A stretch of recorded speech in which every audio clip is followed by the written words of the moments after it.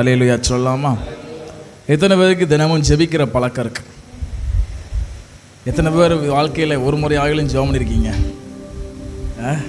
எல்லாருமே நினைச்சிருப்பீங்க, ஜெபம் பண்ணியிருப்பீங்க.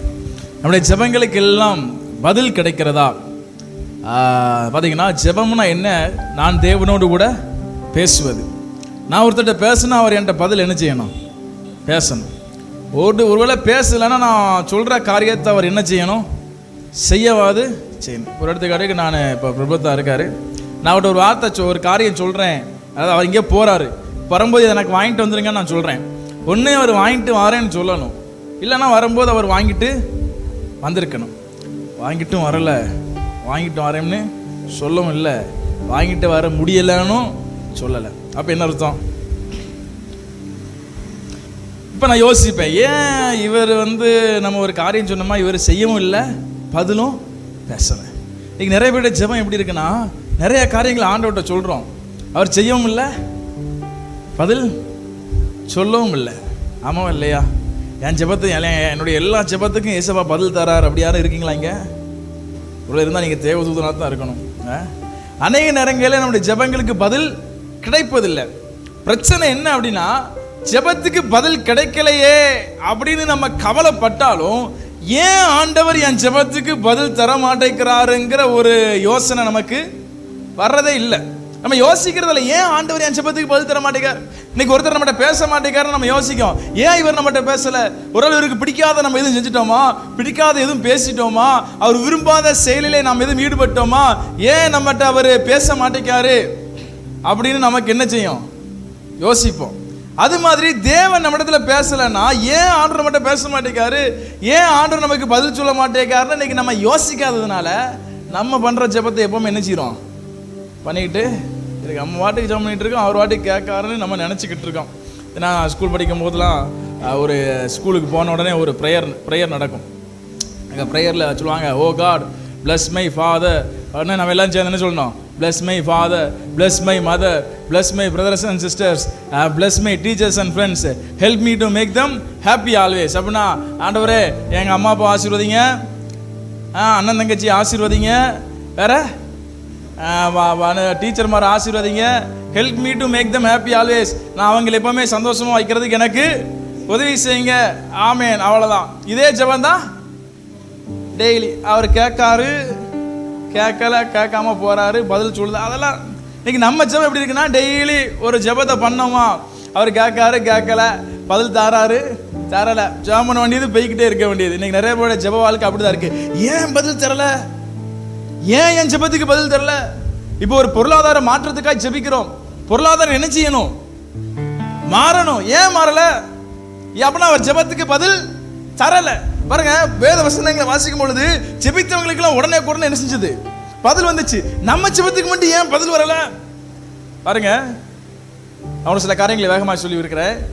ஏன் ஜெபத்துக்கு பதில் கிடைக்கல? நம்ம எப்படிப்பட்ட ஜெபத்தை உடையவர்களா இருக்க வேண்டும் அப்படின்னா, நம்முடைய வாழ்க்கையிலே வழக்கமாய் ஜெபிக்கிறவர்களா என்ன செய்யணும்? இருக்கணும். ஒரு எடுத்துக்காட்டுக்கு பாருங்க, இப்போ ஒருத்தன் ஜிம்முக்கு போறான், அவன் நல்ல உடம்பு ஏறணும் அப்படிங்கிறதுக்காக ஜிம்முக்கு போறான் அப்படின்னா, அவன் டெய்லி என்ன செய்யணும்? போகணும். 3 நாள் போறது, 3 நாள் போறது கிடையாது. இப்போ 2 நாள் ரொம்ப பண்ணது, 2 நாள் பண்ணதே கிடையாது.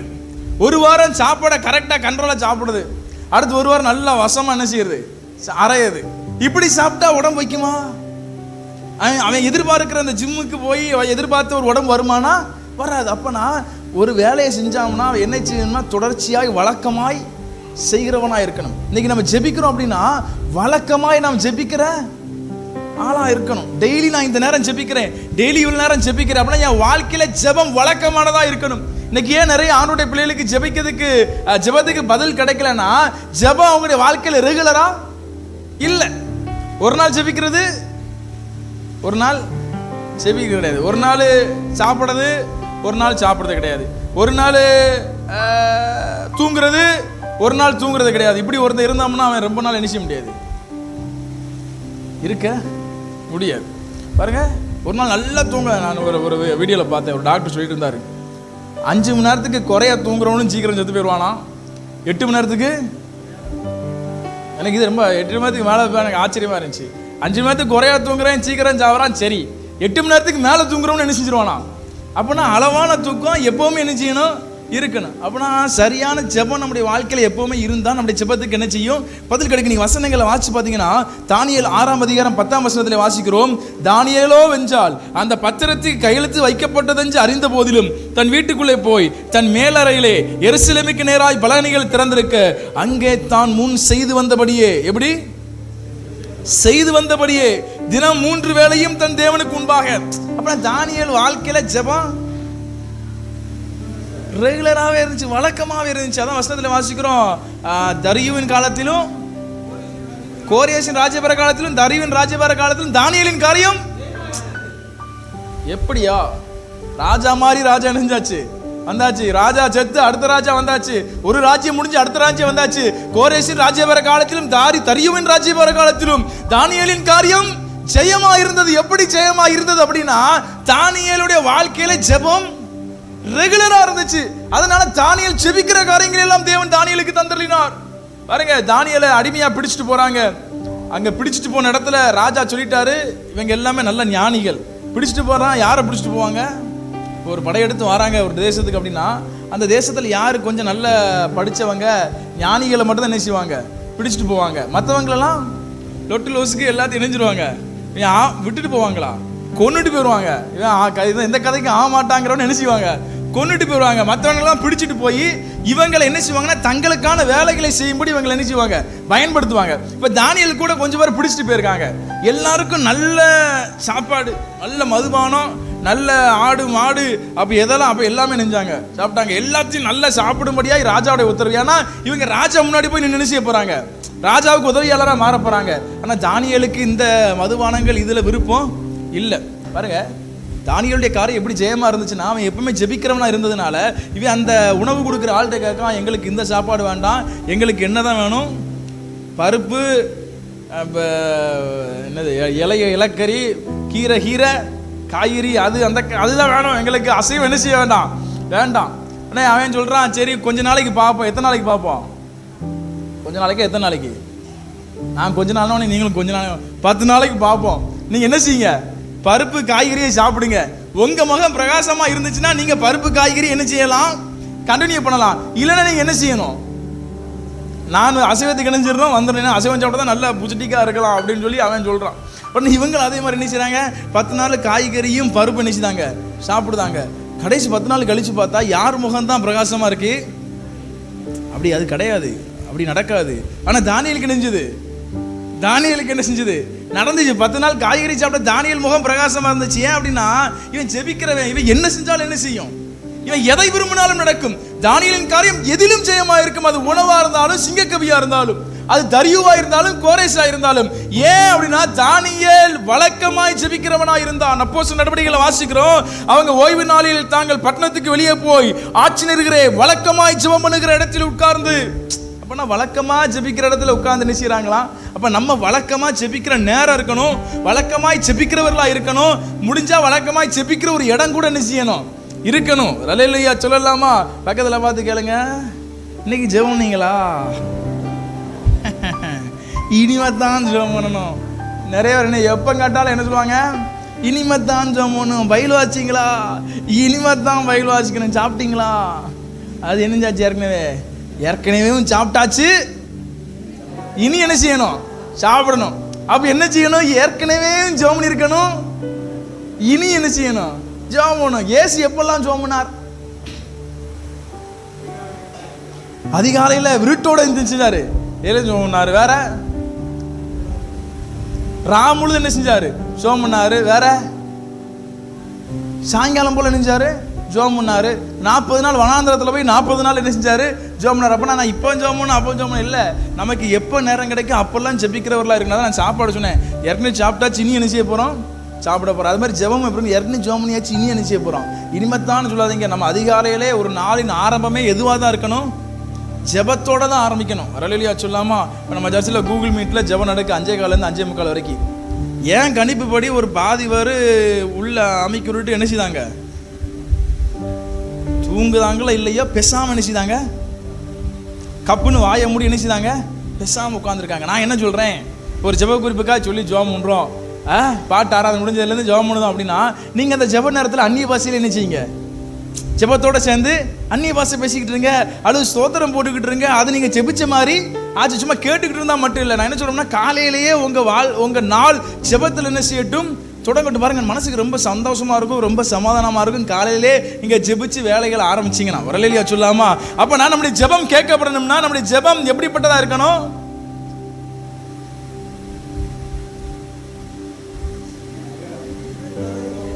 ரெகுலரா இருக்கணும். வரலையா சொல்லாமா? அதான் ஒரு நாள் சாப்பிட்டு ஒரு நாள் சாப்பிடாம, ஒரு நாள் தூங்கி ஒரு நாள் தூங்காம இல்ல, தினமும் ஜெபிக்கிறவர்களா இருக்கணும். கொஞ்ச நேரம் கூட நீங்க ஜெபம் பண்ற ஆளா இருக்கலாம், ஒரு ரொம்ப நேரம் ஜெபம் பண்ண முடியாது இருக்கலாம், ஜெபம் பண்ண தெரியாது இருக்கலாம். கொஞ்ச நேரம் ஆனாலும் டெய்லி என்ன செய்யணும், ஜெபம் பண்ணணும். வரலையா சொல்லலாமா? பாருங்க, ரெண்டாவது நம்முடைய ஜெபம் எப்படிப்பட்ட ஜெபமா இருக்கணும் அப்படின்னா, பயப்படாத ஜெபமா இருக்கணும். எப்படி ஜெபமா இருக்கணும்?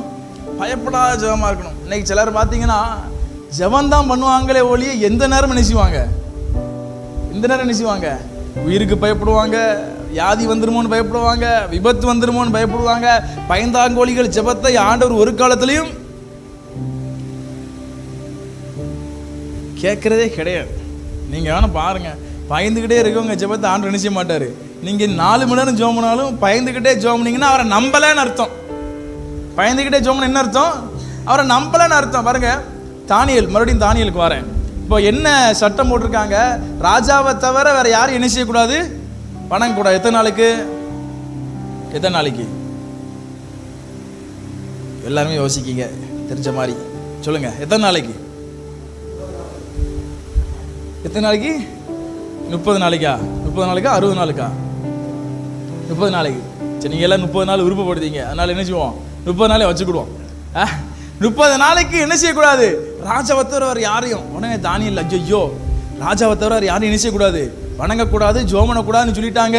என்ன செய்ய, ஜெபம்னா நம்மளை பிடிச்சு நம்மளை சிறைப்படுத்திடுவாங்க. சிறைப்படுத்துறது மட்டும் இல்லை, நம்மளை சிங்கக்கவியில் என்ன செஞ்சிருவாங்க, தூக்கி போட்டுருவாங்கன்னு பயந்தவனாய் ஜெபிக்கல.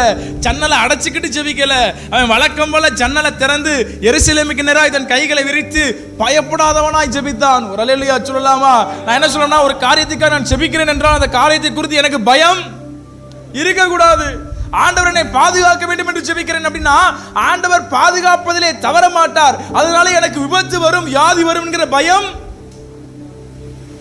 இருக்கக்கூடாது. ஒரு அல்லேலூயா சொல்லலாமா? அவ்வளவுதான் அப்படின்னு பிசாசு என்ன செய்வான், உங்ககிட்டலாம் பேச மாட்டாங்க. பிசாசு எப்பவுமே மனசுல என்ன, அவ்வளவுதான் முடிஞ்சு, ரொம்ப நாள் என்ன செய்யாது, வண்டி ஓடாது. நம்ம வயசுல இருக்கிற மற்றவங்கலாம் நல்ல ஆரோக்கியமா இருக்காங்க, நமக்கு கொஞ்சம் பலவீனமா இருக்கு, இனி அவ்வளவுதான் அப்படின்னு பிசாசு பேசுவான். ஆனா பயத்தோடு பண்ணுகிற ஜெபம் தேவனுக்கு பிரியமில்லாத ஜெபம். ஒரு அல்லேலூயா சொல்லலாமா? நான் பயந்தாலே விசுவாசிக்கலன்னு அர்த்தம். நல்ல ஒரு அல்லேலூயா சொல்லுங்க பார்க்கலாம். பாருங்க, முதல்ல சொன்னேன் ரெகுலரா ஜெபிக்கிறவங்களா இருக்கணும். ரெண்டாவது பயம் இல்லாம ஜெபிக்கிறவங்களா இருக்கணும். மூணாவது தேவன் எனக்குள் இருந்தால் எப்படி ஜெபிப்பாரோ அப்படி ஜெபிக்கணும். எப்படி? இயேசு உங்களுக்குள்ள இருந்தா ஒரு பிரச்சனை வரும்பொழுது அவர் எப்படி ஜெபம் பண்ணுவாரோ அப்படி ஜெபம் பண்ணணும். பாருங்க, இயேசுவை சிலுவையில் அடிச்சிருக்காங்க. இயேசு குற்றுயிரும் கொலை உயிருமா இருக்காரு. நம்ம அந்த ஜீசஸ் படத்துல பார்த்தோம்னா சும்மா லேசா தான் செய்வாங்க, பேர் உடம்புல அவ்வளவு காயம் இருக்காது. ஆனா உண்மையா பார்த்தீங்கன்னா இயேசுவை நிர்வாணமாய் சிலுவையில் என்ன செஞ்சிருக்காங்க, அடிச்சு தொங்க விட்டுருக்காங்க. ரத்த கடைசி சொட்டு ரத்த வரைக்கும் அவருக்கு சிந்தி போச்சு, அந்த அளவுக்கு அடி. இப்போ இயேசு குற்றுயிரும் கொலையுருமா சிலுவையில் தொங்கிட்டு இருக்காரு. கீழே சேவகர்கள்லாம் என்ன பண்ணிட்டு இருந்தாங்க தெரியுமா? இயேசுடைய வஸ்திரத்தை கலட்டி வச்சிருந்தாங்க பாருங்க. அந்த வஸ்திரத்தை என்ன செய்யறாங்க, இதை யாருக்கு கொடுக்கலாம்னு அவங்களுக்குள்ள சண்டை. இங்க ஒரு ஆள் பாத்தீங்கன்னா உயிர் போற நிலைமையில பயங்கர வேதனையில படுத்திருக்கிறாரு. பாருங்க, உங்களை ஒருத்தன் குத்திட்டான், கத்திட்டு என்ன செஞ்சுட்டான், மயந்தனே இருக்கான். மயந்தன் ஒருத்தன் கத்திட்டு என்ன செஞ்சுட்டான், நல்ல 2 சரக்குன்னு எடுத்துட்டான். இப்போ ரத்தமா இணைஞ்சிருச்சு, போயிருச்சு. அவனுக்கு ரத்தத்தை ஒரு சுட்டு ரத்தத்தை பார்த்தாலும் அவன் மயங்கிடுவான். அது வேற விஷயம். இப்போ ரத்தம்லாம் இணைஞ்சிருச்சு, போயிருச்சு.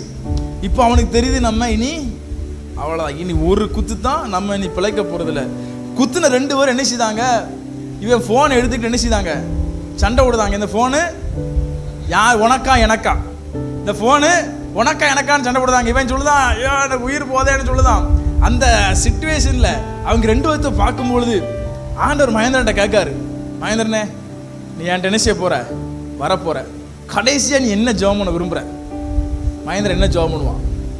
இல்லை நீங்க என்ன ஜெபம் பண்ணுவீங்க? ஆண்டவரே, எப்படினாலும் நான் உங்கள்கிட்ட என்ன செய்ய போறேன், அவ்வளோதான் முடிஞ்சு, நீ என்னை காப்பாற்ற எங்கே கூட்டு போனாலும் என்னை என்ன செய்ய முடியாது, காப்பாற்ற முடியாது, நீ அவ்வளோதான் முடிஞ்சு. ஆனால் நான் சாகிறதுக்கு முன்னாடி இவங்க 2 பேரும் என்ன செய்யணும்? செத்துட்டா நான் சந்தோஷமா அடைஞ்சிருவேன், ஆண்டவரே வந்துடுவேன். நம்ம அப்படி தான் ஜெபம் பண்ணுவோம். பாருங்க, நம்முடைய ஜெபத்திலே ஒரு வார்த்தை எதிராய் ஜெபிக்கிறவர்களா இருப்போமானால் நம்ம ஜெபத்தை ஆண்டவர் அப்படியே என்ன செஞ்சிருவார்? உங்க ஜெபத்தை கேட்கவே மாட்டார். உங்க ஜெபத்துல ஒரு வார்த்தை, யாருக்காகிலும் விரோதமாய் ஒரு வார்த்தை, யாருக்காகிலும் விரோதமாய் ஒரு ஜெபம், நீங்க உங்க ஜெபத்துல 2 மணி நேரம் ஜெபத்துல ஒரு நிமிஷம் நீங்க யாருக்காகிலும் விரோதமாய் ஜெபிப்பீர்களானால் உங்களுடைய ஜெபம் கேட்கப்படாது. ஒரு அல்லேலூயா சொல்லலாமா? பாருங்க, ஆண்டவர் சொல்றார் லூக்கா 23:34 அப்பொழுது இயேசு, பிதாவே, இவர்களுக்கு மன்னியும், தாங்கள் செய்கிறது இன்னதென்று அறியாதிருக்கிறார்களே. இயேசு சொல்றாரு, ஆண்டவரே இவங்களை என்ன செஞ்சுக்கோங்க, மன்னிச்சுக்கோங்க, எனக்காக நீங்க இவங்களை தண்டிச்சிட வேண்டாம், இவங்களை என்ன செய்யுங்க, மன்னிங்க. பாருங்க, 2 மணி நேரம் ஜெபத்துல ஒரு நிமிஷம் நீங்க யாருக்காகிலும் விரோதமாய் ஜெபிக்கீங்கன்னு வச்சுக்கோங்களேன், அந்த 2 மணி நேரமும் வேஸ்ட். வசனத்துல வாசிக்கிறோம், சத்துருக்களை நேசிங்க, சபிக்கிறவர்களை ஆசீர்வதிங்க, துன்பப்படுத்துறவர்களுக்காக ஜெபம் பண்ணுங்க. என்ன ஜெபம் பண்ணுங்க? ஆண்டவரே அவனை சந்தியும் ஆண்டவரே அப்படின்ட்டு ஒரு அந்நிய பாஷையில் என்ன செய்யறது? ஆண்டவரே அவனை என்ன செய்யுங்க, சந்திங்க ஆண்டவரே, அவரை சந்திங்க ஆண்டவரே, இவரை சந்திங்க ஆண்டவரே. அதான் இந்த எலிஜபராஜ் சொன்னார் பாருங்க, அவர்கிட்ட பாஸ்டர் எலிஜபராஜ் இங்கே பிரசங்கம் பண்ணும்போது சொன்னார், அவர்கிட்ட ஒருத்தங்க ஜெப குறிப்பு பண்ணிஞ்சாங்களாம், கொடுத்தாங்களா? என்ன ஜெப குறிப்பு கொடுத்தாங்க? 10 பேர் பேர் எழுதி, இந்த 10 பேர் என்ன செய்யணும், 10 பேர் என்ன செய்யணும், சாகணும். இப்படிப்பட்ட ஜெபம் நம்ம ஜெபிப்போமானா நம்முடைய ஜெபத்தை ஆண்டவர் என்ன செய்ய மாட்டார்? நமக்கு எவ்வளவு துரோகம் பண்ணினவர்களா இருந்தாலும், நமக்கு விரோதமா எவ்வளவு நஷ்டத்தை ஏற்படுத்தினவர்களா இருந்தாலும், பெரும் பாதிப்புகளை ஏற்படுத்தினவர்களா இருந்தாலும், ஆண்டவரே நீர் என் கூட இருக்கிறத அறிந்து கொண்டு இவர்கள் என் சார்பில் வரணும்னு ஜெபிக்கலாமே ஒழிய, ஆண்டவரே இவங்களுக்கு ஏதாச்சும் என்ன செய்யுங்க, ஆண்டவரே என் சார்பிலே வழக்காடுங்கன்னு கூட என்ன செய்யக்கூடாது. இன்னைக்கு நிறைய பேருக்கு என்ன ஆசை அப்படின்னா, ஆண்டவர் ஒரு வார்த்தையை சொல்லி வச்சுட்டாரு. என்ன வார்த்தை சொல்லிட்டாருன்னா, பழி வாங்குதல் வார்த்தை சொல்லி, அவர் எதுக்காண்டி சொன்னார்லாம் நமக்கு யோசிக்கிறது கிடையாது. அவர் சொன்னார், பழி வாங்குதல் எனக்குரியது, நானே என்ன செய்வேன், பதில் செய்வேன் அப்படின்னு சொல்லிட்டாரு. அதனால இன்னைக்கு நம்ம என்ன நினைக்கிறோம்னா, நமக்காக அவர் எப்படியாவது என்ன செய்யணும், பழி வாங்கியே ஆகணும். அவர் என்னதான் நினைச்சோம், அவரை என்னதான் நினைச்சோம், பழி வாங்கிறதுக்கு அவரை என்னதான் நினைச்சோம். இந்த பேயை ஏவி விடுத மாதிரி இன்னைக்கு நம்ம ஆளுக்க நம்ம ஏவி விடுறதுக்கெல்லாம் அவர் என்ன செய்யணும் பாருங்க. நான் ஜெபம் பண்றேன், ஆண்டவரே சதீஷ் பிரதரை ஆசீர்வதிங்க ஆண்டவரே அப்படின்னு சொன்னோம்னா அவர் போய் என்ன செய்யலாம், ஆசீர்வதிக்கலாம். ஆண்டவரே சதீஷ் பிரதர் பஸ்ஸில் போறார் ஆண்டவரே, அவர் மதுரை போறார் ஆண்டவரே, மதுரை போய் அவர் சேர கூடாது ஆண்டவரே அப்படின்னு ஜெபம் பண்ணோம்னா, நான் யார்கிட்ட ஜெபம் பண்றேன், நான் பிசாசுகிட்ட ஜெபம் பண்றேன். அப்படியே என் ஜெபம் கேட்கப்படுமா? அல்லேலூயா சொல்லலாமா? பாருங்க, நமக்கு பிடிக்காதவங்க இந்த உலகத்துல நிறைய பேர் என்ன செய்யலாம். எனக்கு பிடிக்காதவங்க யாரும் கிடையாது, உங்களுக்கு பிடிக்காதவங்க இந்த உலகத்துல நிறைய பேர் இருக்கலாம். உங்களுக்கு துரோகம் செஞ்சவங்க, நஷ்டத்தை ஏற்படுத்தினவங்க, மறக்கவே முடியாத நிறைய பேர் இருக்கலாம். ஆனா தப்பி தவறி கூட அவங்களுக்கு விரோதமா என்ன செய்யாதீங்க. ஆண்டவரே அவர்களை ஆசீர்வதிங்கன்னு ஜெபம் பண்ணுங்க. அவரை ஆசீர்வதிங்க ஆண்டவரே, அவரை ரட்சிங்க ஆண்டவரே, அவர் ஏன்ட்ட வந்து ஒப்புரவாகட்டும் ஆண்டவரே, அவர் ஏன் சார்பில் எனக்கு உதவியான ஆளா வரட்டும் ஆண்டவரேன்னு ஜெபம் பண்ணி பாருங்க. ஆண்டவர் உங்களுடைய ஜெபத்தை என்ன செய்வார், கேட்பார். அப்பனா நம்ம ரெகுலரா ஜெபிக்கிறவங்களா இருக்கணும். 2வது என்ன சொன்னேன், பயமில்லாம ஜெபிக்கிறவர்களா இருக்க வேண்டும். 3வது, இயேசு எனக்குள் இருந்தால் அவர் எப்படி ஜெபிப்பாரோ அப்படி ஜெபிக்கிறவர்களா இருக்க வேண்டும். ஒரு அல்லேலூயா சொல்லலாமா? நல்ல சத்தமா ஒரு அல்லேலூயா சொல்லலாமா? இன்னும் கூட சத்தமா ஒரு அல்லேலூயா சொல்லலாமா? பாருங்க, 4வது, எப்படிப்பட்ட ஜெபத்தை உடையவர்களா இருக்க வேண்டும் என்றால், நம்ம கேட்கிற இந்த காரியம் ஆண்டவருக்கு சித்தமா அப்படின்னு ஒவ்வொரு ஜெபம் பண்ணும்போது லைட்டா மைண்ட்ல என்ன செய்யணும்,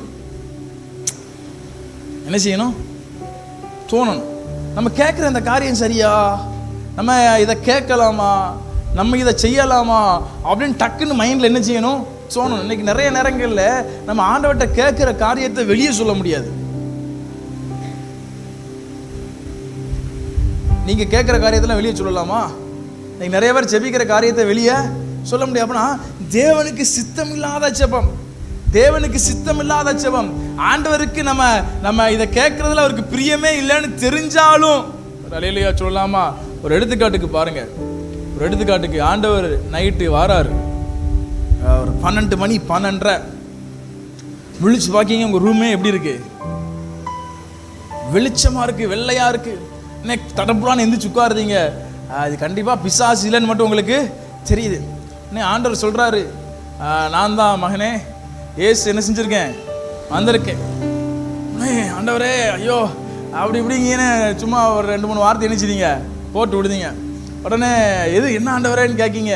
அவர் சொல்றாரு, உன்னைய கூட்டு போதான், உன்னைய கூட்டு போதான் வந்திருக்கேன் அப்படிங்கிற. நீங்க என்ன செய்வீங்க?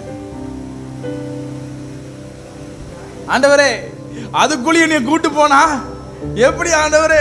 ஒரு 10 வருஷம் எனக்கு என்ன செய்யுங்க, அல்லது ஒரு 5 வருஷம் எனக்கு என்ன செய்யுங்க, நேரம் கொடுங்க ஆண்டவரே. எனக்கு அதை செய்ய வேண்டியிருக்கு, இதை செய்ய வேண்டியிருக்கு, பிள்ளைகளுக்கு கல்யாணம் முடிச்சு கொடுக்க வேண்டியிருக்கு, வீடு கட்ட வேண்டியிருக்கு, அங்க போக வேண்டியிருக்கு, இங்க போக வேண்டியிருக்கு சொல்லுவீங்க. அவர் சொல்லாரு, அதெல்லாம் நீ கவலைப்படாத மகனே, நான் என்ன செய்யறேன், நல்லா பார்த்துக்கிடுவேன். நீ இருந்து செய்யறதை விட 1000 மடங்கு என்னால் அது என்ன செய்ய முடியும், செய்ய முடியும். அதனால நீ வந்துரு மகனே மகளே அப்படிங்காரு. என்ன சொல்லுவீங்க?